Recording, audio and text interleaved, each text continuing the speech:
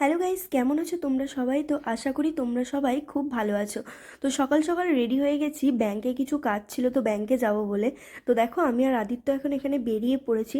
আর সকাল থেকে আজকে এত কুয়াশা দিয়েছিল, তারপরে যখন এই 11টা 12টার সময় এত সুন্দর একটা রোদ বেরিয়েছে না, এত ভালো লাগছিল। তো ফাইনালি আমরা এখন পৌঁছে গেছি ব্যাংকের সামনে।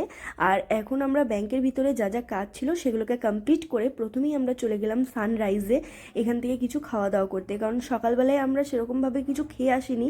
আর কিছু একটা চটপাটা খেতে মন করছিল, তো তাই ভাবলাম সানরাইজে গিয়ে দেখি কি পাওয়া যায়। এখানকার কালেকশন তো প্রচুর থাকে, কি খাবো আমি খুঁজেই পাই না। তো ফাইনালি গিয়ে ভাবলাম চটপাটা থেকে একটু দূরে সরে একটা ছোট্ট পেস্ট্রি খাই, যেটা খেতে কিন্তু দারুণ সুন্দর ছিল। আর এই শীতের মধ্যেও এরকম হালকা হালকা ঠান্ডা পেস্ট্রি খেতে এত ভালো লাগে। আর এদিকে দেখো আদিত্য এখন নিয়ে নিয়েছে একটা চিকেন প্যাটিস, আর ওদিকে একটা চকলেট বল।